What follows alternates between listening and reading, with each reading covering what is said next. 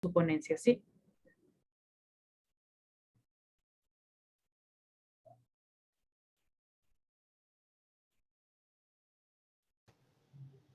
Buenas tardes. Muy buenas tardes, sean todos bienvenidos a la conferencia Uso Progresivo de la Fuerza, dirigida a jueces, secretarios, ayudantes, fiscales y defensores públicos. En esta tarde contamos con la participación de la doctora Eliana Ivette Carvajal Soria, a quien le agradecemos haber aceptado la invitación de la Escuela de la Función Judicial para participar como ponente en el evento. Antes de iniciar, nos permitimos realizar las recomendaciones de costumbre. Pueden ustedes, por favor, registrar su asistencia en el link de registro de asistencias que se está copiando en este momento en el chat del Zoom. Les rogamos poner cuidado en colocar correctamente sobre todo su cédula y su correo electrónico. Si hay un error en la cédula, si hay un error en el correo, ya no les podremos notificar eventualmente sobre la evaluación y certificado de este proceso académico. En tal sentido, les rogamos que sea colocado de forma correcta el correo y la cédula en el registro de asistencias que está copiado en la sección chat del Zoom. También les solicitamos a quienes tengan cámara en sus dispositivos mantener su cámara encendida. Les recomendamos colocarse en un lugar cerca del Wi-Fi. También les mencionamos que los micrófonos están silenciados con el fin de evitar interferencias, interrupciones en el momento en el que la ponente está realizando el evento. Por favor, si tienen preguntas, las pueden plantear por escrito en la sección chat del Zoom. No se acepta el planteamiento de casos personales, sino únicamente preguntas técnicas relacionadas con la temática que va a desarrollar la doctora. Vamos a seguidamente a presentarla. La doctora Eliana Ivette Carvajal Soria es abogada por la Pontificia Universidad Católica del Ecuador, especialista en Derecho Penal y Justicia Indígena por la Universidad Regional Autónoma de los Andes, UNIANDES, Facultad de Jurisprudencia. Actualmente es jueza de garantías penales en la Unidad Judicial Penal con competencia en infracciones flagrantes, con sede en la parroquia Mariscal Sucre del Distrito Metropolitano de Quito. Buenas tardes, doctora. Bienvenida. Tiene usted la palabra. Buenas tardes con todos, compañeros. En esta tarde me ha encargado la Escuela de la Función Judicial darles una conferencia sobre el uso progresivo de la fuerza. Voy a hacer también uso de unas proyecciones para que pues, ustedes puedan ver en la pantalla, para que me ayuden para compartir. Y de igual forma, al finalizar la exposición, conforme ya se ha indicado y es el formato de las conferencias, para que puedan realizar cualquier tipo de preguntas. Muchas gracias.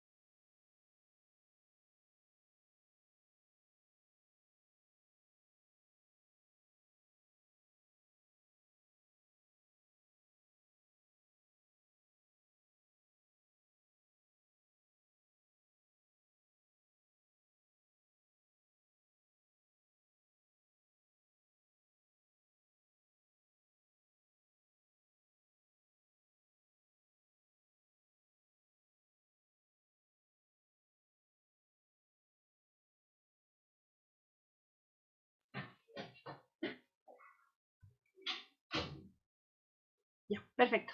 Buenas tardes. Entonces vamos a hacer en este momento ya la proyección.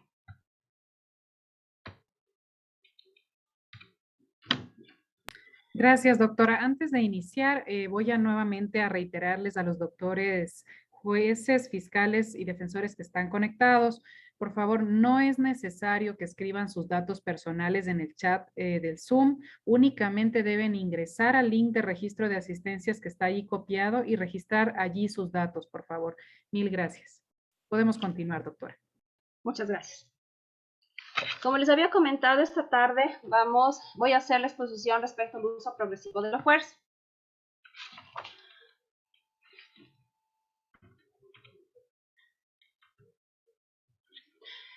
En los últimos años, la violencia y la inseguridad ciudadana han tenido un gran incremento en Ecuador, lo cual ha repercutido de manera desfavorable en la vida de las personas.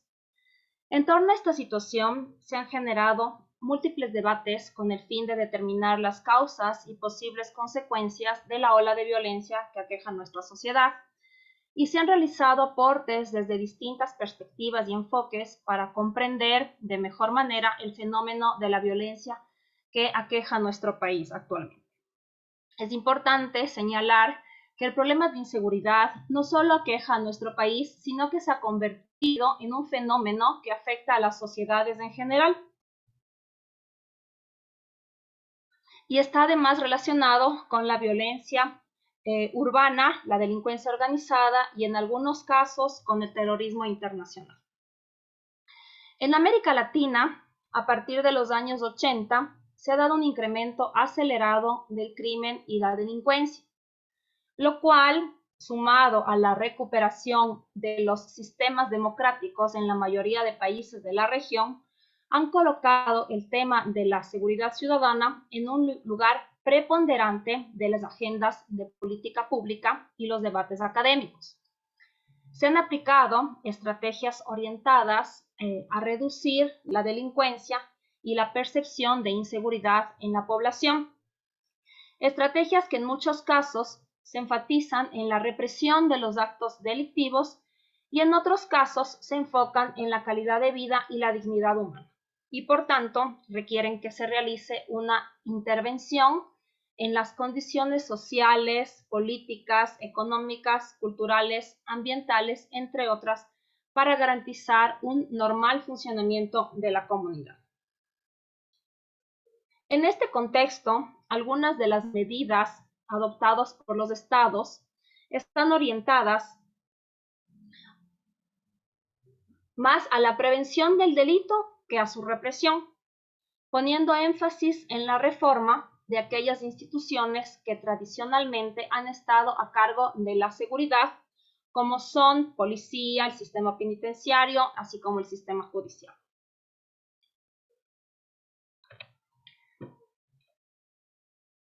Estas reformas han tenido como objetivo lograr que la seguridad ciudadana sea concebida como la seguridad de todas las personas, por lo que han considerado necesaria la reducción de la violencia a todo nivel, incluso de aquella que es practicada por las instituciones encargadas de mantener el orden público, como ya se indicó que sería en este caso la policía.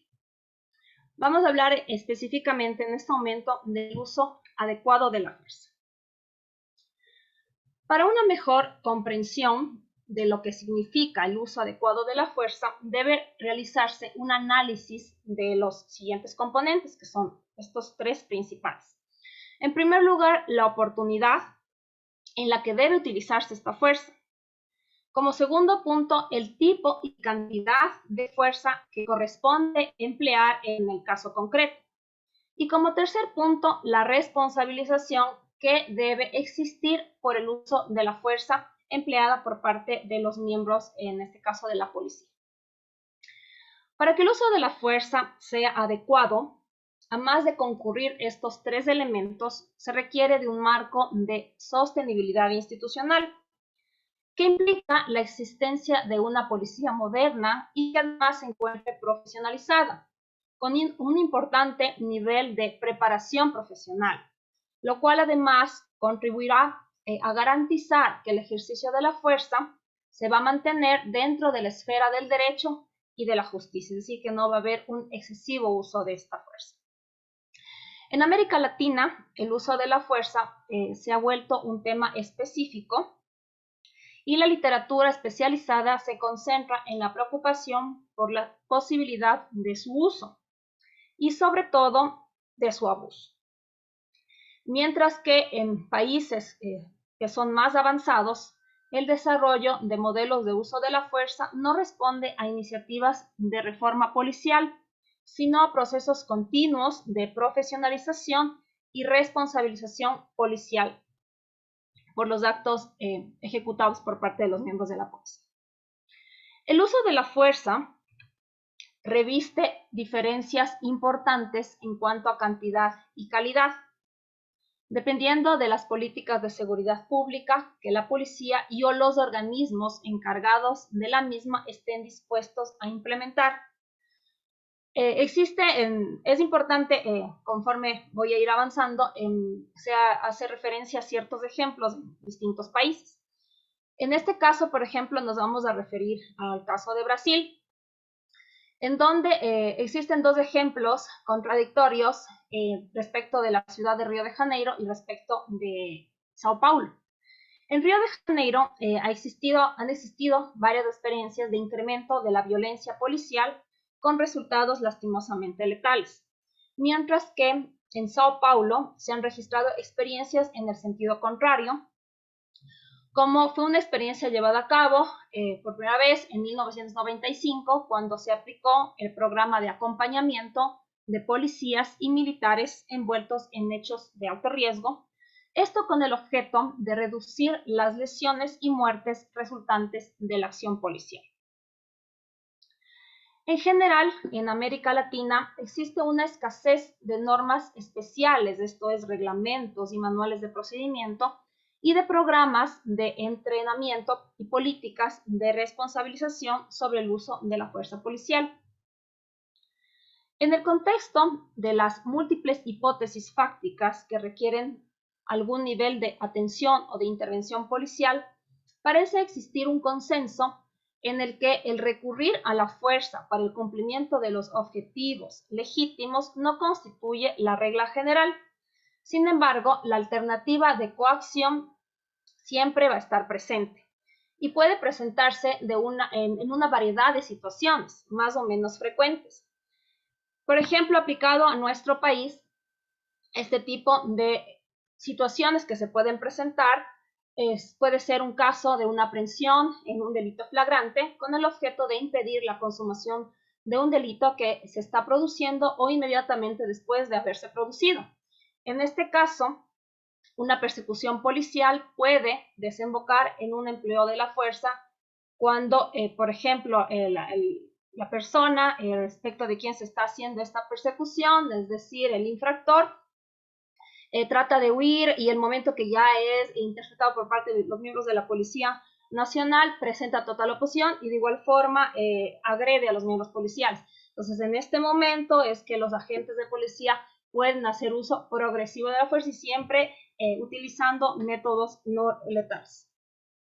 Otro caso aplicable a nuestra realidad puede ser la detención de igual forma con fines investigativos dispuesta por autoridad jurisdiccional, una detención dispuesta por parte de la autoridad por haberse ordenado la prisión preventiva, asimismo una detención de la persona prófuga a fin de que cumpla la pena impuesta. En todos estos casos, la persona respecto de quien se está realizando la aprehensión o la detención puede presentar oposición, resistencia, tratar de agredir a los miembros policiales quienes están realizando su labor, y en este caso ellos podrían hacer uso de la fuerza para neutralizar estas agresiones de la persona, en este caso, a quien van a prender o detener.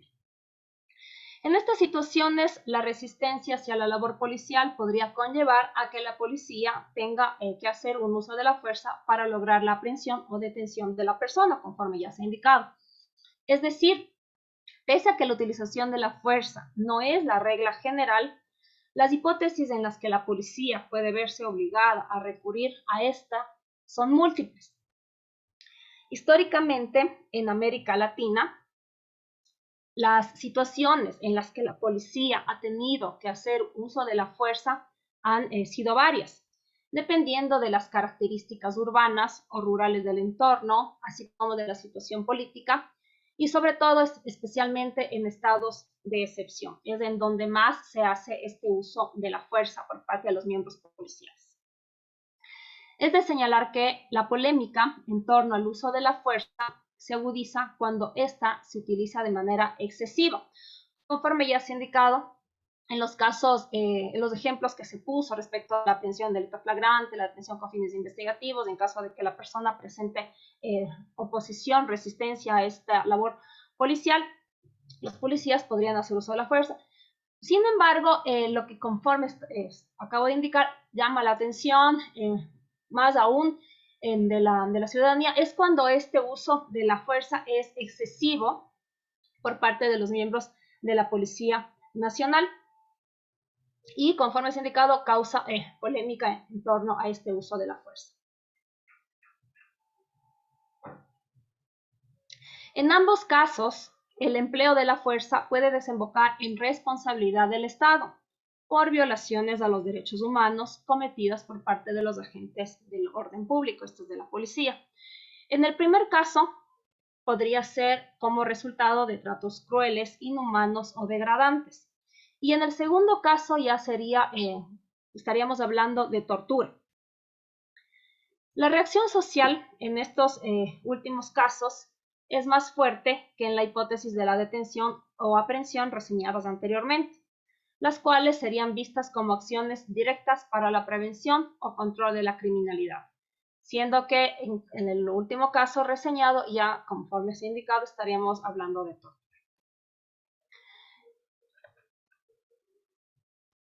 En atención a las consecuencias que el uso de la fuerza puede revestir, especialmente en lo concerniente a la obligación genérica de la policía de respetar y garantizar los derechos humanos, y en particular el derecho a la integridad personal, se hace necesario su control para asegurar que éste sea legal y legítimo.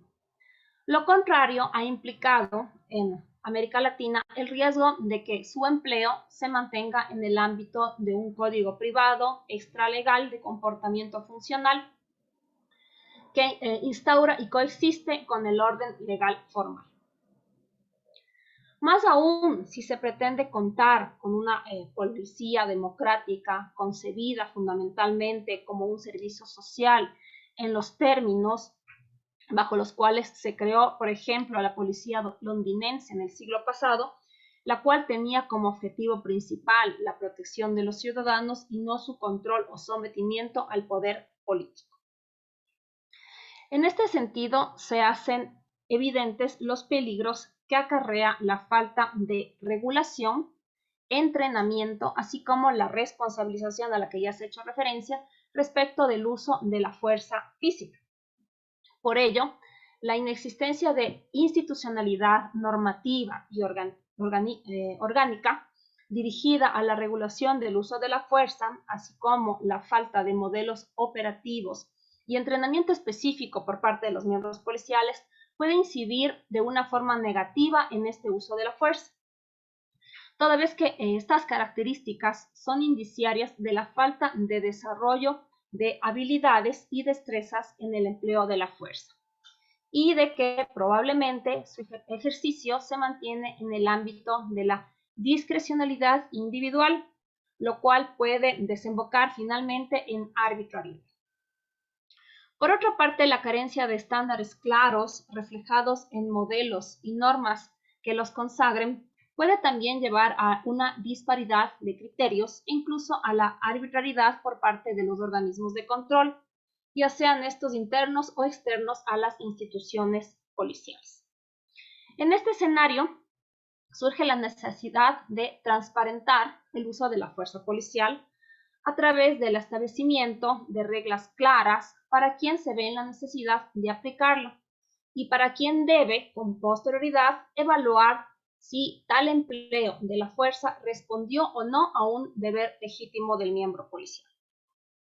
Sobre esto último, es posible consensuar en que los deberes legítimos de cualquier policía se encuentran expresados en la legislación vigente y además reproducidos en su mandato institucional, refiriéndose en general a la preservación del orden público, el resguardo de la seguridad pública y la protección de los derechos humanos. En suma, los objetivos legítimos de la policía están directa e intrínsecamente vinculados con la protección de los ciudadanos y de los escenarios en los cuales se desenvuelve la vida en comunidad.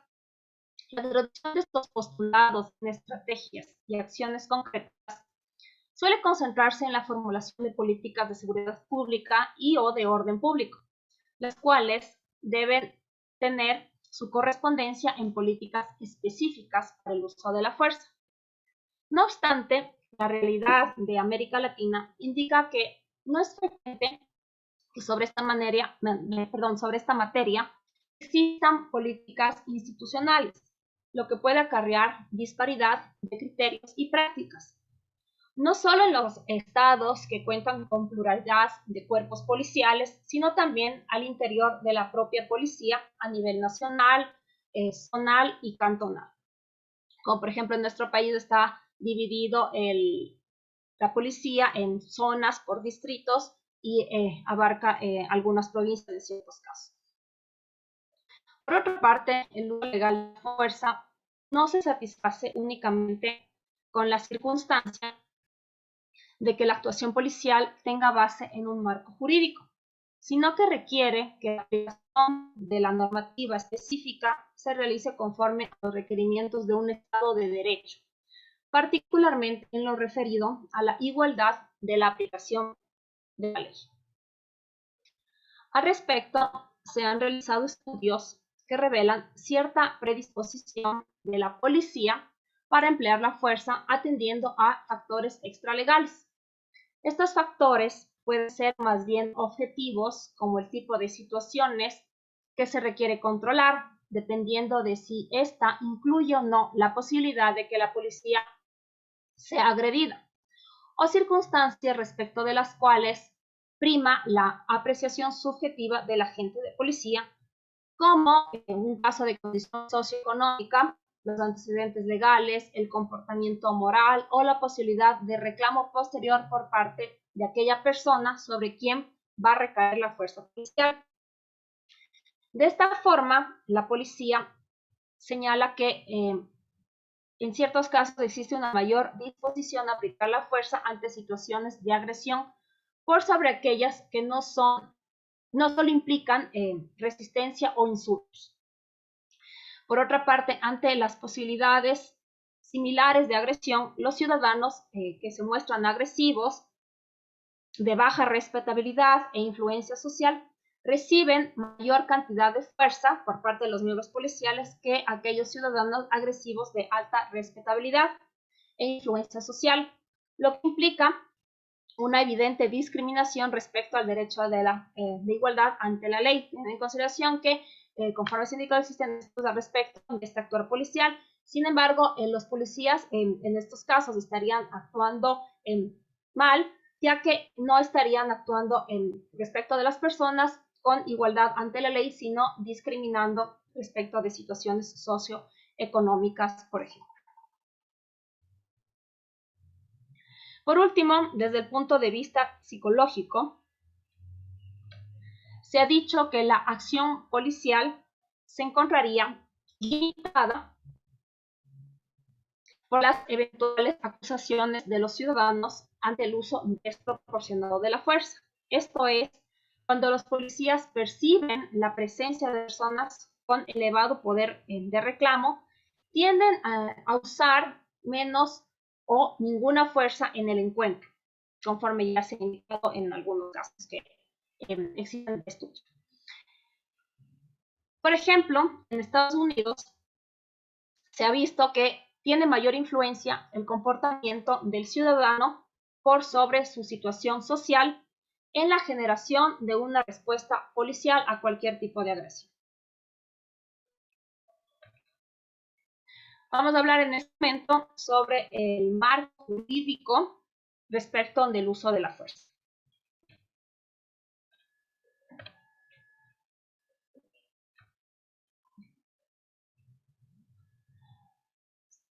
En este caso, vamos a hablar en primer lugar sobre las normas que regulan el uso de la fuerza. Las regulaciones sobre el uso de la fuerza se encuentran contenidas en el marco jurídico internacional y nacional por esta materia. Pero adicionalmente, otras reglas de carácter informal también se refieren a ello.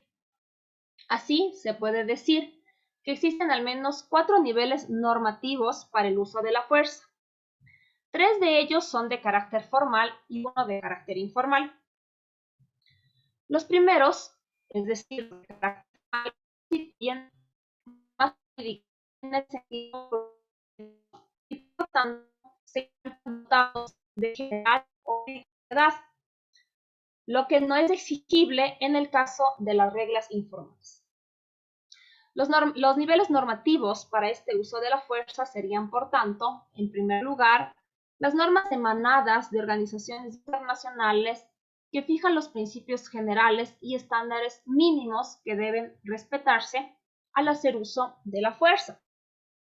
Estas normas están dirigidas a todos aquellos funcionarios encargados de hacer cumplir la ley. En el caso de los Estados miembros de Naciones Unidas, existe obligación de adaptar la legislación interna a las normas internacionales. El segundo caso es respecto de las normas de derecho penal, cuyo carácter de ley les otorga amplia obligatoriedad en el territorio del Estado en el cual se promulgan estas leyes. Su objetivo es tipificar y sancionar las conductas que son consideradas delictivas, entre las que se incluye el uso excesivo de la fuerza. En tercer lugar, estarían las normas reglamentarias, obligatorias en el ámbito de la institución dentro de la cual se dictó, por ejemplo, un reglamento a nivel de la Policía Nacional. Estas normas tienen por objeto desarrollar las leyes en aspectos específicos y adoptar estas leyes a un nivel operativo, pero muchas veces continúan teniendo un rango importante de generalidad, pues no se refieren de manera específica al tema del uso de la fuerza. Finalmente, como cuarto nivel estarían los usos o costumbres. Esto se refiere a las reglas informales de fuente consuetudinaria adoptadas por los propios agentes de la policía. En la mayoría de los casos, como solución práctica a la necesidad de contar con orientaciones previamente validadas en el respectivo cuerpo policial. En el fondo, se trata de criterios para operar ante situaciones concretas, basados en experiencias que se consideran útiles entre los miembros policiales, aun cuando no necesariamente puedan ser calificadas estas como unas buenas prácticas. En este marco regulatorio, que se encuentra ampliamente extendido entre los funcionarios de menor graduación, es decir, en los que con mayor frecuencia se ven en la necesidad de emplear la fuerza física o hacer uso de armas letales, puede operar este marco supliendo la ausencia de regulación jurídica e incluso contra norma expresa cuando los agentes de policía consideran que las disposiciones formales no responden a la realidad o a las necesidades del momento. Estos usos no dicen nada de relación con las consideraciones de justicia ni de respeto de los derechos humanos, así como tampoco respecto de criterios institucionales, sino con requerimientos de otra índole, como supuesta eficacia en la actividad policial.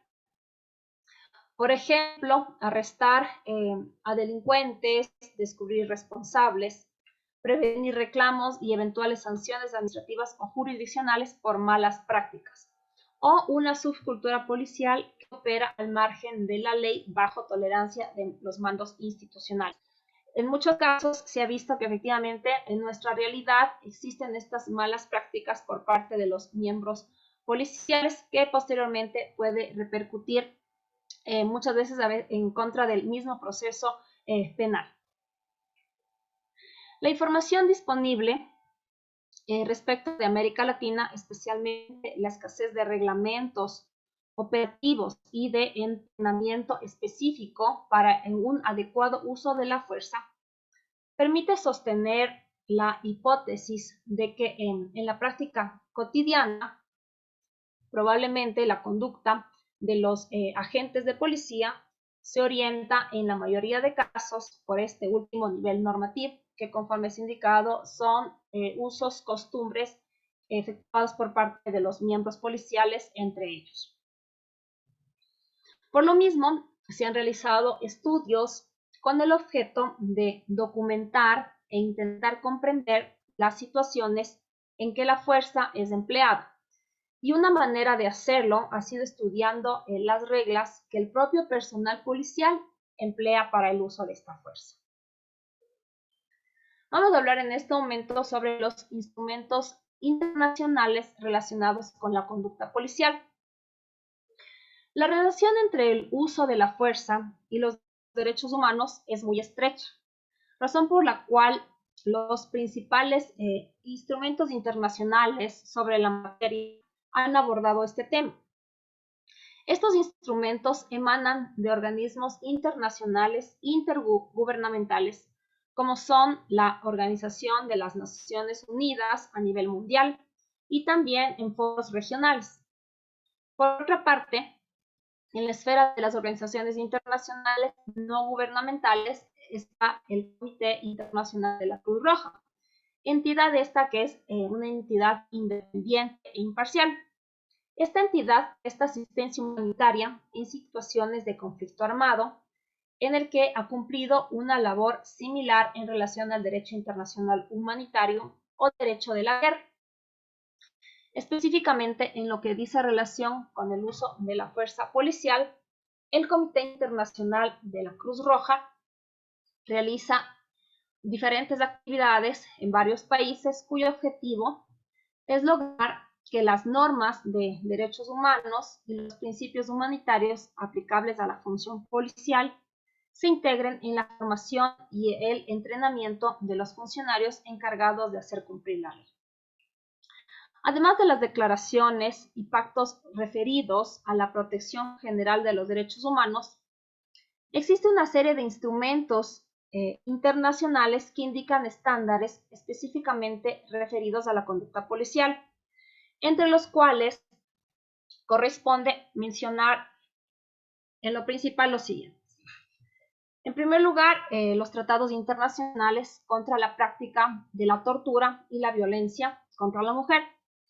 Se trata en este caso de la Convención contra la Tortura y otros tratos o penas crueles, inhumanos o degradantes de las Naciones Unidas, cuyos referentes directos en el nivel regional son la Convención Interamericana para Prevenir y Sancionar la Tortura y el Convenio Europeo para la Prevención de la Tortura y de las Penas o Tratos Inhumanos o Degradantes.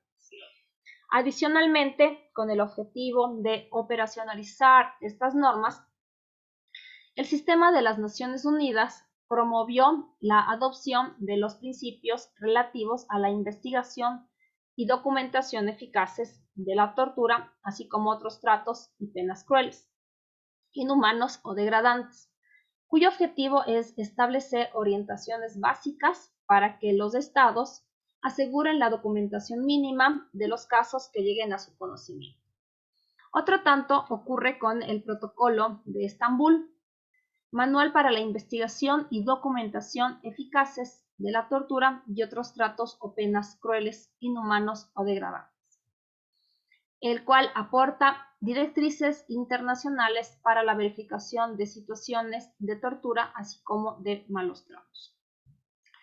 De manera complementaria, con el objeto de avanzar hacia la erradicación de la violencia de género, el Sistema Interamericano de Derechos Humanos adoptó en el año de 1994 la Convención sobre la eliminación de todas las formas de discriminación contra la mujer. Esta es la Convención de Belém do Pará, que señala que la violencia contra la mujer incluye tanto violencia física como sexual y psicológica que sea perpetrada o tolerada por el Estado o sus agentes en donde quiera que esto ocurra. Consecuentemente, la Convención señala dos obligaciones relacionadas con el uso de la fuerza respecto de la mujer. La primera de ellas indica que los estados parte deben abstenerse de cualquier acción o práctica de violencia contra la mujer y velar por que las autoridades, sus funcionarios, así como el personal y agentes e instituciones se comporten de conformidad con esta obligación. La segunda les insta a fomentar la educación y capacitación del personal en el área de administración de justicia, policial, así como de los demás funcionarios encargados de aplicar la ley. De igual forma, del personal a cargo del cual está la aplicación de políticas de prevención, sanción y eliminación de violencia contra la mujer. En seguimiento de esta tendencia, se considera que la violencia contra la mujer como una violación de derechos humanos específica, el Consejo de Europa propuso, en este caso, a los Estados parte, en el mes de diciembre del año 2008, la creación de un convenio europeo para defender los derechos humanos de las mujeres, así como el nombramiento de un relator especial para este problema en específico. Como segundo punto están las resoluciones de las Naciones Unidas sobre el uso de la fuerza. Se trata en este caso de instrumentos adoptados por parte de la Asamblea General de las Naciones Unidas y el Consejo Económico Social que, aun cuando carecen de fuerza obligatoria de los tratados internacionales, constituyen una orientación universal que describe los estándares mínimos para el ejercicio de la actividad policial. Al respecto, tenemos el Código de Conducta para funcionarios encargados de hacer cumplir la ley.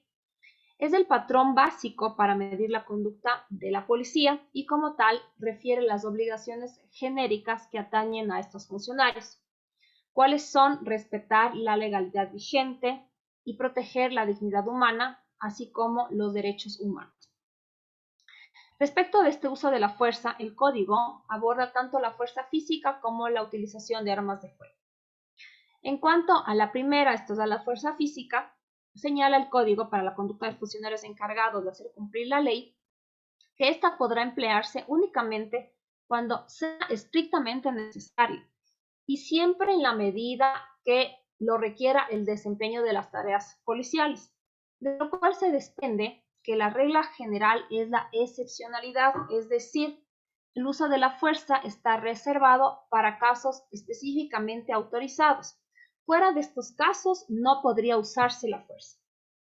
Adicionalmente, este código determina que en estos casos los agentes están sujetos a la obligación de tener en cuenta el principio de proporcionalidad. Por lo general, siempre este principio de proporcionalidad debe estar regulado en la legislación nacional. Respecto de las armas de fuego, el Código de Conducta establece el concepto de que el uso de estas armas de fuego constituye una medida extrema. Se exceptúan de esta prescripción aquellos casos en los que un presunto delincuente ofrezca resistencia armada a la labor policial o a su vez ponga en peligro la vida de otras personas y no se lo pueda reducir o neutralizar de ninguna otra forma. Solo en estos casos se podría hacer el uso de la fuerza de acuerdo al Código de Conducta antes señalado. La obligación correlativa para aquellos funcionarios que se han visto en la obligación de utilizar armas de fuego es informar de manera inmediata a sus superiores, a las autoridades pertinentes que han tenido que hacer este uso de las armas de fuego por las circunstancias extremas en las que se encuentran. Ya indicado, tienen que ser que la persona presenta resistencia armada o está poniendo en peligro la vida de otras personas. Y esta ha sido la única forma de poder neutralizar. Tenemos también los principios básicos sobre el empleo de la fuerza y de las armas de fuego. Estos principios constituyen una especie de reglamento del Código de Conducta que ya se ha hecho referencia, por lo cual especifican las condiciones en que deben cumplirse para el empleo de las armas de fuego. Entre estas condiciones están, en primer lugar, que la proporcionalidad debe evaluarse en relación a la gravedad del delito y al objetivo legítimo que se persigue. Como segundo punto, que la necesidad de reducir al mínimo los daños y lesiones. Bajo estas premisas, los principios describen aquellas situaciones en que podría emplearse las armas de fuego, siempre y cuando existan las condiciones anteriores que ya se ha indicado. Esto es un análisis de la proporcionalidad en relación a la gravedad del delito y el objetivo legítimo que se está persiguiendo, y la necesidad de reducir al mínimo los daños y lesiones ocasionados. En estas condiciones debe cumplirse que este uso de las armas de fuego sea en defensa propia o de otras personas, en caso de que exista un peligro inminente de muerte o de lesiones graves. Asimismo, se permite este uso de las armas de fuego para evitar un delito particularmente grave que entrañe una seria amenaza para la vida. Y finalmente, se puede utilizar estas armas de fuego con el objeto de detener a una persona que representa una seria amenaza para la vida y oponga resistencia a la autoridad, o para impedir su fuga, siempre y cuando resultaren insuficientes otras medidas menos extremas. Como ustedes pueden haberse dado cuenta, siempre tiene que usarse estas armas de fuego como último recurso. Es preferible siempre por parte de los miembros policiales usar otro tipo de mecanismos para en disuadir cualquier tipo de agresión por parte de las personas infractoras. Y conforme es indicado, el uso de las armas de fuego es en casos exclusivamente extremos. En cualquiera de estas situaciones, solo se podrá hacer uso intencional de armas letales cuando sea estrictamente inevitable para proteger la vida, por lo cual se establece la obligación de los gobiernos de proveer de armamento que no sea letal a los miembros policiales, armamento que permita el uso diferenciado de la fuerza y obviamente también de las armas de fuego que deben ser usadas como último recurso, conforme ya se ha hecho hincapié. Adicionalmente, los principios promueven, en primer lugar, la tipificación penal del empleo arbitrario o abusivo de la fuerza, así como de armas de fuego. También promueven la responsabilización de los superiores por la conducta de los subalternos, esto a nivel de la policía, cuando estos, es decir, los subalternos, recurran a un uso ilícito de la fuerza y de las armas de fuego.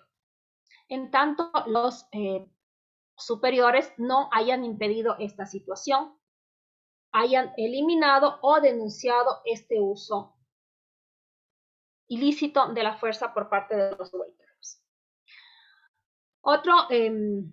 Otro caso que promueven estos principios antes referidos es que no se impongan sanciones a quienes se nieguen a ejecutar una orden de empleo de fuerza o armas de fuego o denuncien su empleo. Y finalmente, que se informe de cualquier violación a los derechos humanos o de un empleo ilícito de la fuerza, utilizando incluso instancias extrainstitucionales. Existen también, por otro lado, las reglas mínimas para el tratamiento de los reclusos. En este caso, estas reglas mínimas contienen aquellos principios orientados a una buena organización penitenciaria y al tratamiento de los reclusos. Estas reglas son aplicables a cualquier cuerpo policial, en tanto organismo aprensor y encargado de la privación temporal de la libertad. Tenemos también, por otro lado, el conjunto de principios para la protección de todas las personas sometidas a cualquier forma de detención o prisión. Los principios desarrollan reglas mínimas y disponen una obligación genérica. En este sentido, todas las personas sometidas a cualquier forma de detención o prisión serán tratadas de forma humana y con el respeto concerniente a la dignidad inherente al ser humano. Particularmente, se prohíbe el uso de la tortura, así como de tratos o penas crueles que sean inhumanos o degradantes. Bajo ninguna circunstancia se permite este tipo de trato. Por lo mismo, se establece que las autoridades que procedan al arresto de una persona la deben mantener detenida o pueden realizar la investigación del caso y solo pueden ejercer las atribuciones que les confiere la ley. Y el ejercicio de estas atribuciones a los miembros policiales estará sujeto a un recurso ante un juez u otra autoridad. Finalmente, tenemos las reglas de las Naciones Unidas para la protección de los menores privados de la libertad. Estas reglas establecen limitaciones a la coerción física, así como al uso de la fuerza, respecto de cualquier persona menor de 18 años de edad, a tal punto que estas reglas prohíben recurrir a instrumentos de coerción y a la fuerza, salvo en casos extremadamente excepcionales, cuando se hayan ya agotado y hayan fracasado todos los demás medios de control y que la única forma para poder neutralizar esta situación sea el uso de la fuerza. También amplían estas reglas de las Naciones Unidas el concepto de privación de la libertad en lo que a esto se refiere, incluyendo el internamiento en un establecimiento ya sea público o privado del que no se le permita salir al menor por su propia voluntad.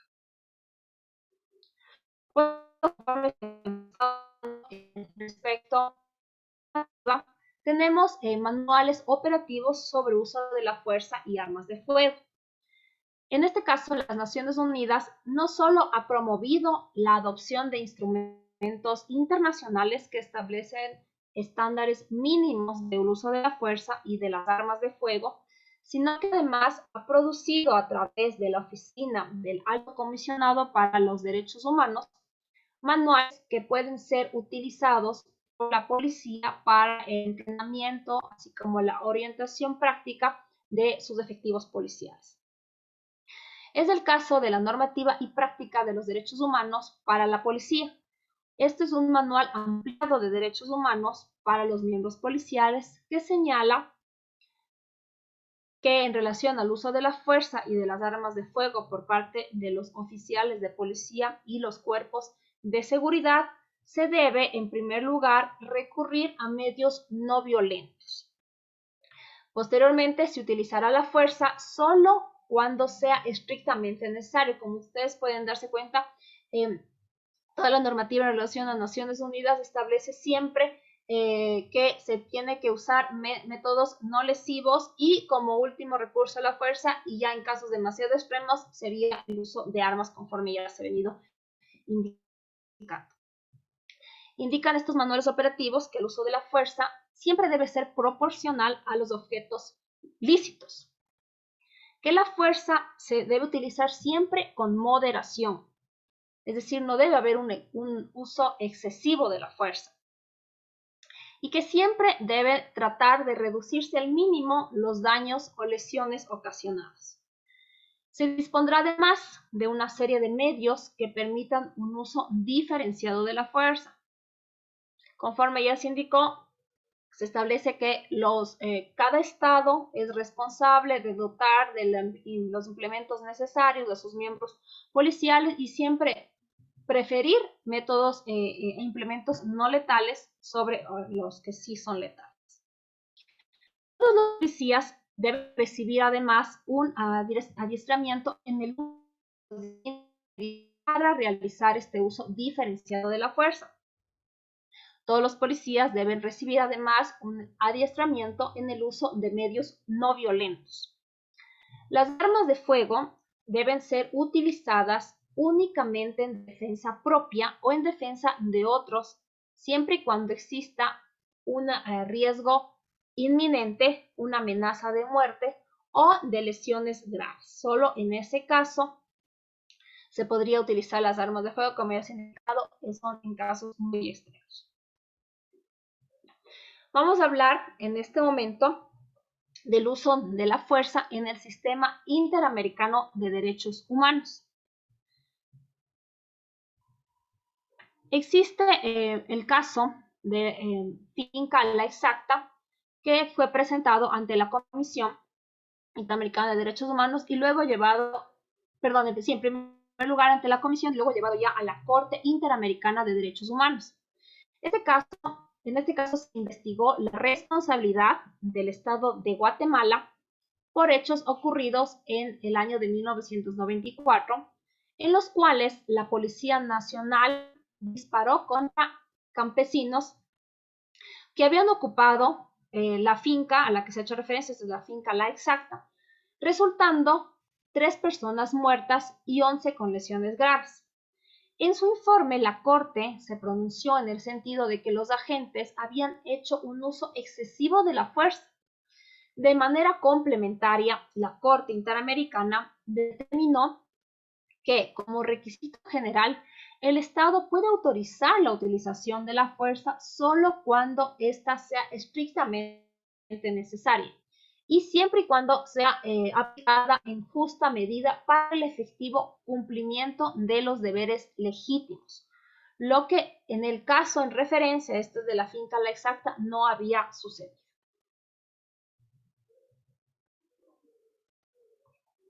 Vamos a hablar también en este momento de las recomendaciones por parte del Comité Internacional de la Cruz Roja sobre el uso de la fuerza y las armas de fuego. El Comité Internacional de la Cruz Roja ha manifestado su preocupación por el extendido uso de armas letales, especialmente en situaciones en que no se las requiere, como la mayoría de eventos debe intervenir la policía. A juicio del Comité Internacional de la Cruz Roja, la eficacia de las armas no letales o menos letales, como cualquier tecnología, depende del uso correcto, además del entrenamiento eficiente y de la adecuación al tipo de situaciones en las que se debe dar. Más allá de consideraciones éticas o ideológicas, el Comité Internacional de la Cruz Roja señala que el empleo de las armas de fuego debe evaluarse a la luz de 2 premisas. La primera de ellas guarda relación con la regulación interna, así como con la adecuación de esta a la normativa internacional de los derechos humanos, en particular el derecho a la vida y a la seguridad personal. La segunda premisa radica en un aspecto técnico y se refiere a la necesidad de que exista entrenamiento, no solo que éste sea adecuado, sino que además sea idóneo y suficiente en cantidad para el correcto uso de este tipo de armas. En este sentido, la tecnología no letal o de menor letalidad debe ser considerada como una opción para reducir la letalidad de la acción policial, lo que debe guiar la acción de los cuerpos y fuerzas de seguridad.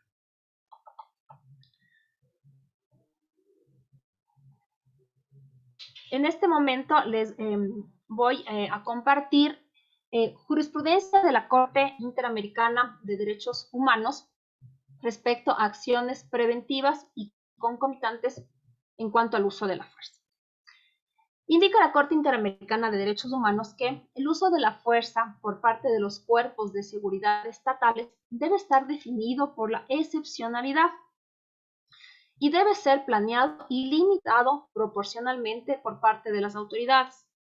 En este sentido, el tribunal estimó que solo podrá hacerse uso de la fuerza o de instrumentos de coerción cuando se hayan agotado y fracasado todos los demás medios de control.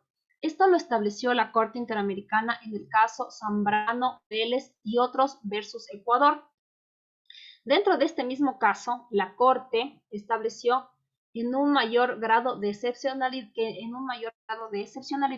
se ubica el uso de la fuerza letal y las armas de fuego por parte de agentes de seguridad estatales contra las personas, el cual debe estar prohibido como regla general.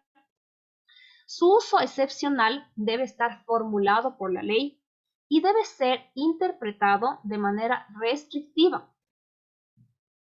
en todas las circunstancias, no siendo más que el absolutamente necesario en relación con la fuerza o amenaza que se pretende repeler. Cuando se usa fuerza excesiva toda privación de la vida resulta en arbitraria conforme lo indicado en la Corte. Esto conforme es indicado dentro del mismo caso Zambrano y Vélez.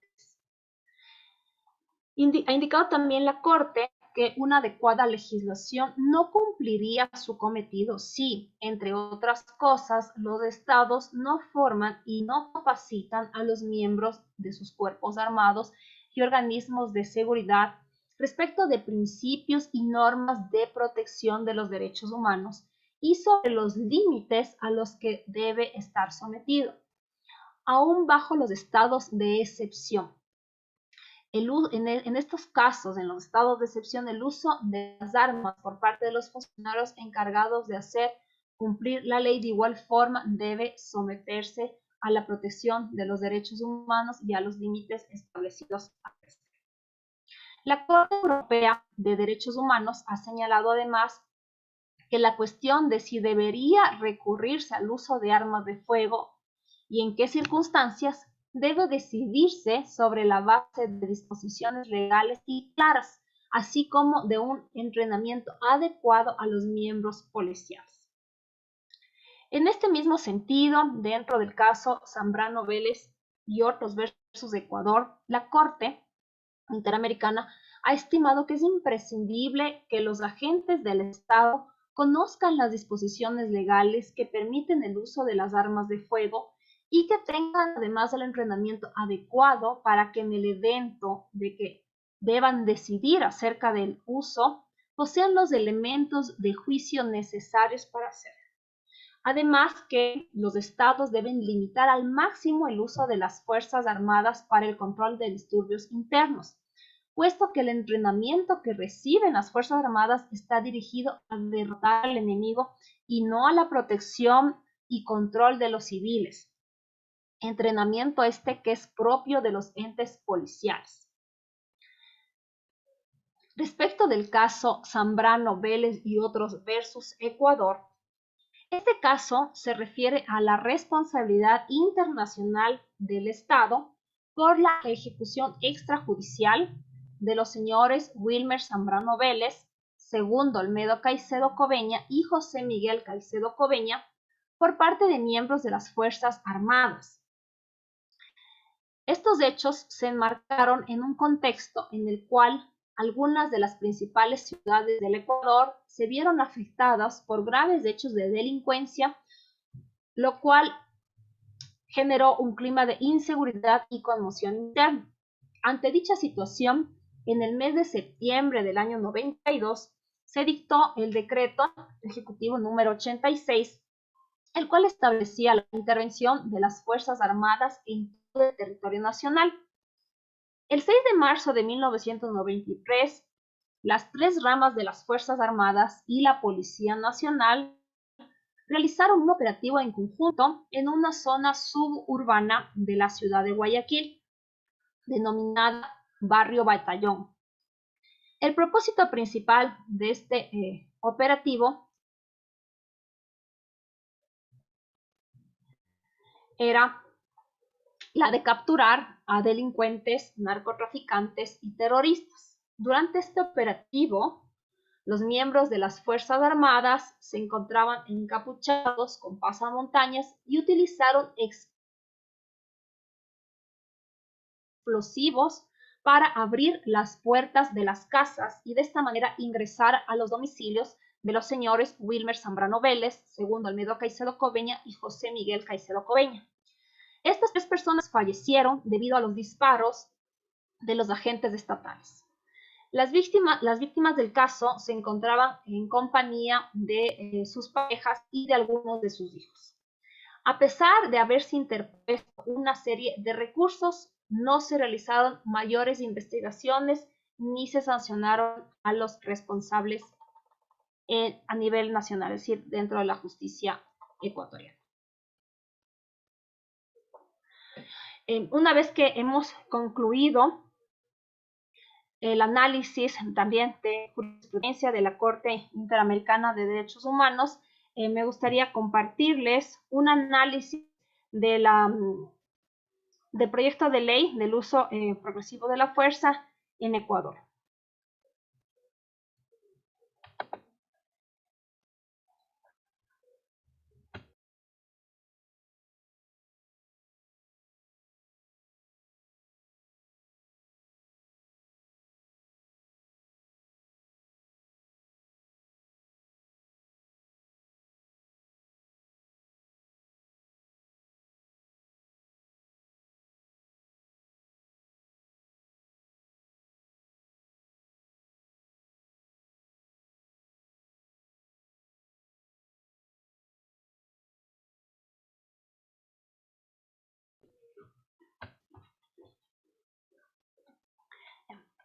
Conforme ustedes van a ver, se realiza un análisis de la ley que regula el uso legítimo de la fuerza.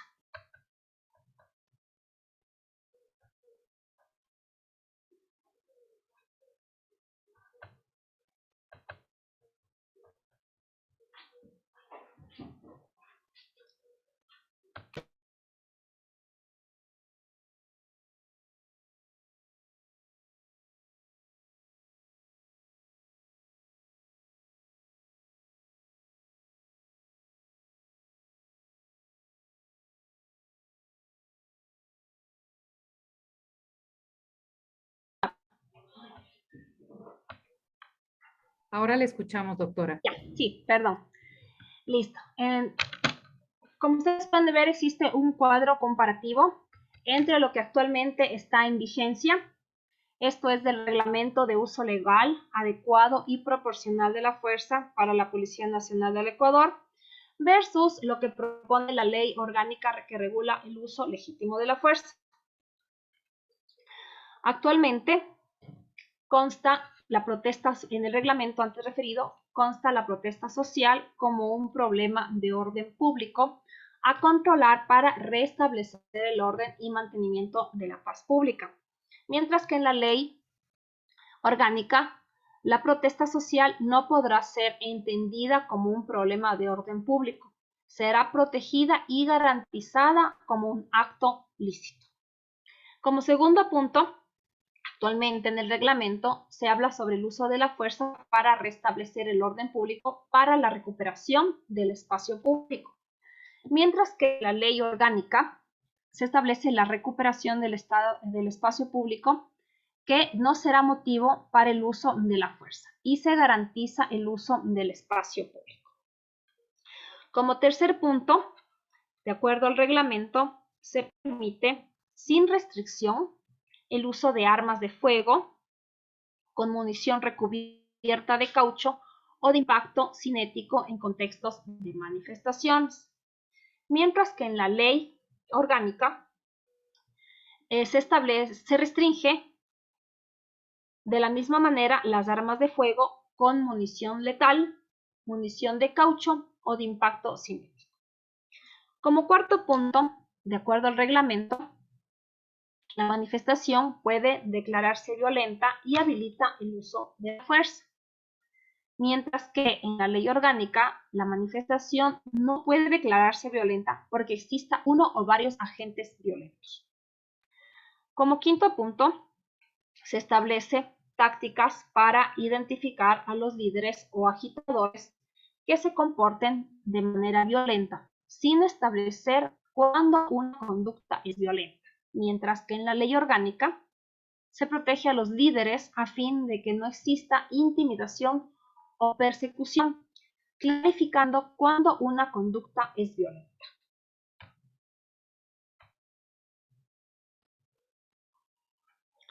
Como sexto punto, se establece en el reglamento que el uso de la fuerza y armas para el control antidisuasivos ante desobediencia, resistencia o agresión, y se puede usar la fuerza letal en caso de amenaza a la vida o la integridad. Finalmente, se puede usar francotiradores para restablecer el orden. Mientras que la ley orgánica establece que no se podrá alegar desobediencia, resistencia o agresión, que solo se podrá hacer uso de la fuerza ante peligro inminente a la vida e integridad física o graves daños a los bienes. Y finalmente, que la fuerza letal solo podrá usarse en caso de amenaza letal inminente o en caso de graves lesiones. Como sexto punto, el reglamento establece que la resistencia es tratada como un hecho de violencia y habilita el uso de la fuerza, mientras que en la ley orgánica se reconoce el derecho a la resistencia. Asimismo, como octavo punto, en el reglamento se establece que se puede usar la fuerza con equinos y caninos en contra de los manifestantes, mientras que la ley orgánica establece que se prohíbe el uso de la fuerza con animales adiestrados. Como noveno punto, el reglamento establece que todo activo violento puede ser atribuido, pero todo acto violento puede ser atribuido a los demás participantes, mientras que en la ley orgánica se prohíbe atribuir los actos violentos a los demás participantes. Como 10º punto, se establece en el reglamento que se puede interrumpir la protesta bajo argumento de orden público o recuperación de la paz social, mientras que en la ley el Estado debe garantizar que la protesta se realice de manera ininterrumpida. Como 10º punto, el reglamento establece que se puede usar la fuerza con medios móviles o vehículos, mientras que en la ley orgánica se prohíbe el uso de fuerza con medios móviles o vehículos. Como 10º punto, el reglamento establece que se requiere de autorización para ejercer el derecho a la protesta, mientras que en la ley se establece que no se requiere de autorización previa para el derecho a la protesta. Como 13º punto, se establece en el reglamento que no se exigen cámaras corporales en los servidores policiales, mientras que en la ley se establece que se deberá usar cámaras corporales y tecnología. Como 14º punto, se establece en el reglamento que no se garantiza veeduría ciudadana o actuación de organismos humanitarios, mientras que en la ley se garantiza la veeduría ciudadana y la actuación de los organismos humanitarios. Como 15º punto, se establece en el reglamento que no se garantiza el ejercicio periodístico, mientras que en la ley se establece que se garantiza el ejercicio periodístico y no se podrá retener a los equipos de comunicación. Como 16º punto, el reglamento establece que no se pueden establecer mecanismos de rendición de cuentas, mientras que la ley sí determina que se pueden establecer mecanismos de rendición de cuentas. Como 17º punto, el reglamento establece que no se garantiza principio de precaución en uso de armas, mientras que en la ley sí se establece que se establece el principio de precaución, así como de evaluación de los daños. Esto en cuanto a la comparación respecto de las normas que se encuentran actualmente vigentes en el reglamento, mientras en concordancia con lo que establece el proyecto de ley orgánica que regula el uso legítimo de la fuerza, el cual fue aprobado con fecha 7 de junio del año 2022 y tomó 2 días de debate para la aprobación. Y actualmente ha sido remitido para su aprobación por parte del presidente de la República. Vamos a continuar con el análisis de la ley. En cuanto a el de obligación del Estado, los artículos 23, 24 y 25 de la ley hacen referencia a la obligación del Estado. Al respecto a la sentencia de la Corte Constitucional número 3320-IN/21 establece que frente al ejercicio del derecho a la protesta, el rol del Estado pasa por 2 niveles. Por un lado, tiene la obligación de proteger a las personas involucradas en las reuniones pacíficas y por otro lado, debe tomar el Estado medidas para facilitar y permitir que se lleven a cabo sin injerencias innecesarias. En esa línea, un mecanismo comúnmente utilizado para lograr ambos objetivos es el despliegue de las instituciones de protección de derechos. En este sentido, la obligación de protección por parte del Estado se refiere a la protección a las personas involucradas en las reuniones pacíficas, así como facilitar y permitir que se lleve a cabo sin ningún tipo de injerencia, lo cual también guarda relación con el despliegue de las instituciones de protección de los derechos humanos. En cuanto al punto de estándar internacional, esto es la respecto del sitio de la protesta, la Convención Interamericana de Derechos Humanos ha estado que en democracia los estados deben actuar Doctora sobre la Carvajal, base de la licitud. permítame, voy a hacerle una pequeña interrupción. Hay ratitos en los que se le corta la comunicación. Yo le sugiero apagar la cámara, eso mejora el sonido. Perfecto. Gracias. Ya listo. Como les estaba indicando, los estados deben hacer públicas y bajo esto de que no constituyen una amenaza al orden público. ¿Qué dice al respecto el proyecto de ley? En el artículo 5, letra N, establece que la manifestación, reunión o protesta respecto de la manifestación, reunión o protesta social pacífica, que son procesos colectivos o aglomeraciones de personas que se congregan de manera pacífica ejerciendo los derechos constitucionales de protesta social, resistencia, libertad de expresión, libertad de reunión, libertad de asociación y libertad de participación. La existencia de uno o varios actores violentos o provocadores o la interrupción del tráfico de vehículos o peatones no comprometen el carácter pacífico de una manifestación, reunión o protesta social, por lo que el Estado, a través de sus servidores y servidoras públicas, actuará bajo la presunción de licitud de esta como pilar de la democracia, garantizando el uso del espacio público de conformidad con los estándares internacionales de derechos humanos. En conclusión, el proyecto de ley respeta y amplía el estándar. Establece que la existencia de actores violentos o provocadores o la interrupción del tráfico no compromete el carácter pacífico de la manifestación, que en este caso el Estado deberá actuar bajo presunción de licitud, incluso garantizando el uso del espacio público.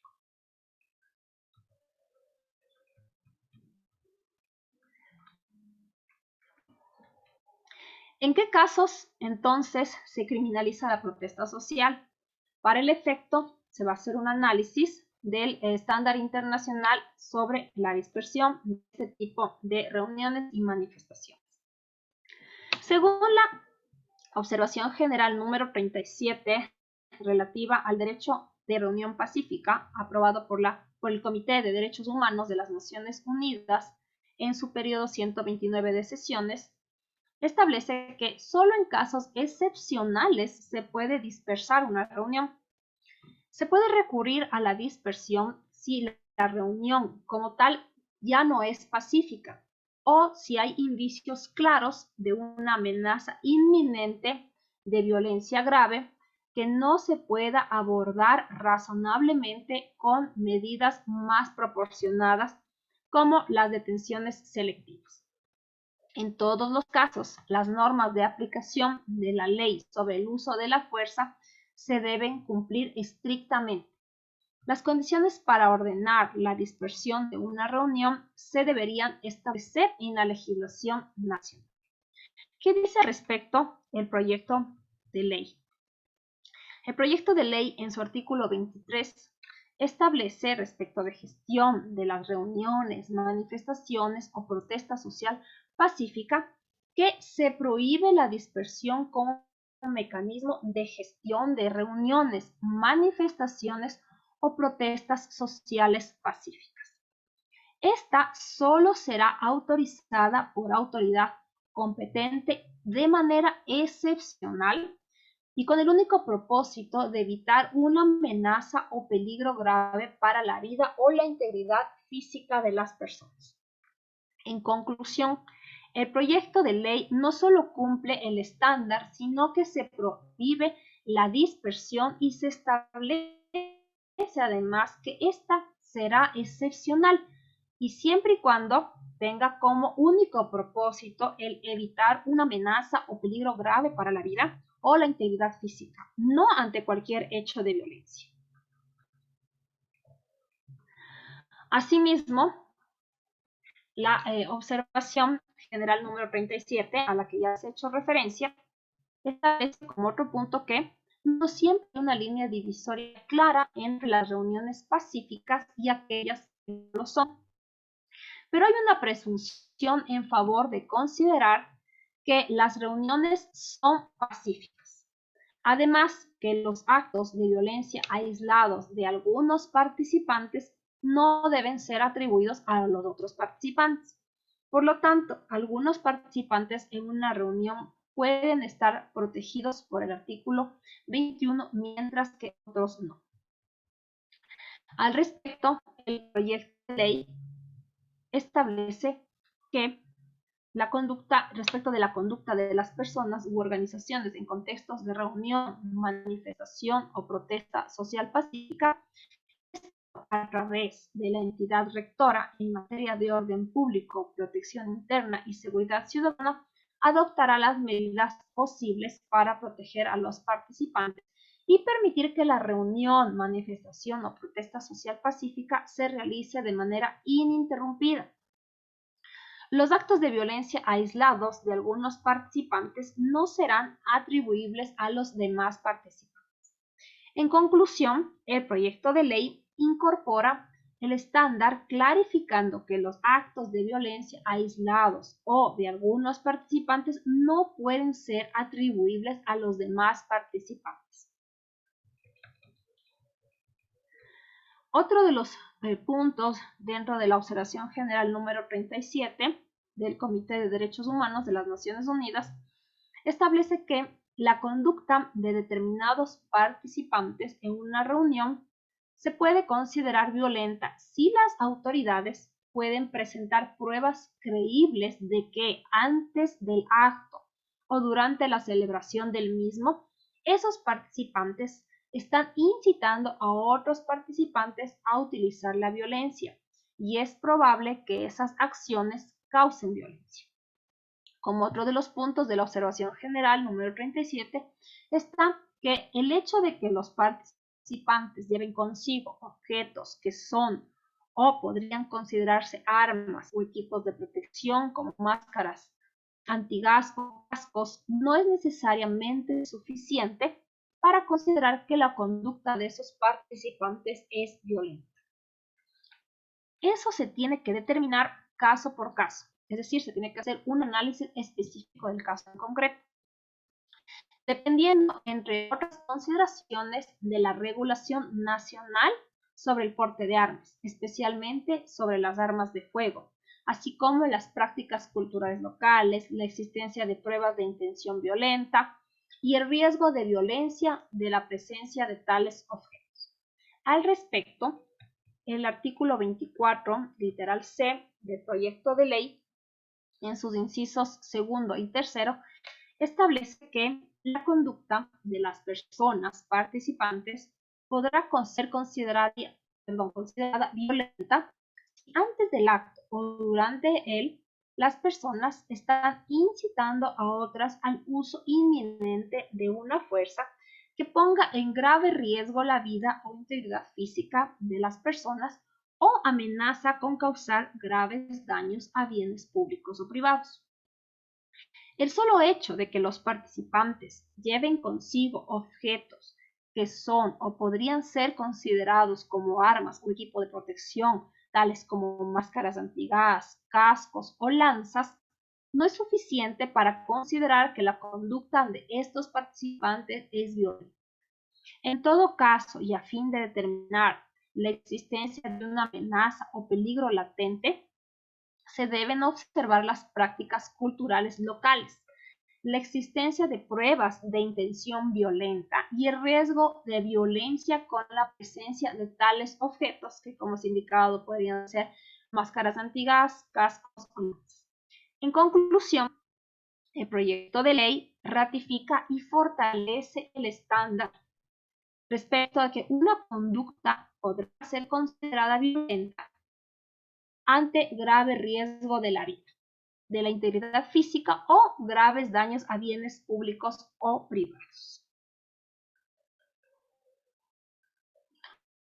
Otro punto de la observación general número 37, relativa al derecho de reunión pacífica, aprobado por el Comité de Derechos Humanos de las Naciones Unidas, establece que las armas de fuego no son un instrumento adecuado para vigilar las reuniones. Nunca se deben utilizar simplemente para dispersar una reunión. A fin de cumplir con el derecho internacional, todo uso de armas de fuego por parte de los agentes del orden en el contexto de las reuniones se debe limitar a personas concretas en circunstancias en las que sea estrictamente necesario hacer frente a una amenaza inminente de muerte o lesiones graves. Habida cuenta de la amenaza que esas armas representan para la vida. Este umbral mínimo se debería aplicar también a las balas de metal recubiertas de caucho. Respecto de este punto, el proyecto de ley en su artículo 25, numeral 3, establece que, por regla general, se prohíbe el uso de la fuerza potencial o inintencionalmente letal en contextos de reuniones, manifestaciones o protestas sociales pacíficas. Las armas de fuego no son instrumento para controlar o gestionar las reuniones, manifestaciones o protestas social pacífica y bajo ningún concepto pueden emplearse para fines de dispersión. El uso de armas de fuego por parte de los servidores y servidoras en el contexto de las reuniones, manifestaciones o protestas sociales pacíficas será excepcional y se limitará a personas concretas en circunstancias en las que sea estrictamente necesario para hacer frente a una amenaza o peligro inminente de muerte o lesiones graves. Esta disposición es aplicable al uso de munición de metal recubierta de caucho o de impacto cinético. En conclusión, el proyecto de ley ratifica el estándar bajo el concepto alguno se puede dispersar una reunión con armas de fuego o de impacto cinético. Establece que todo uso será excepcional y ante amenaza inminente de muerte o de lesiones graves.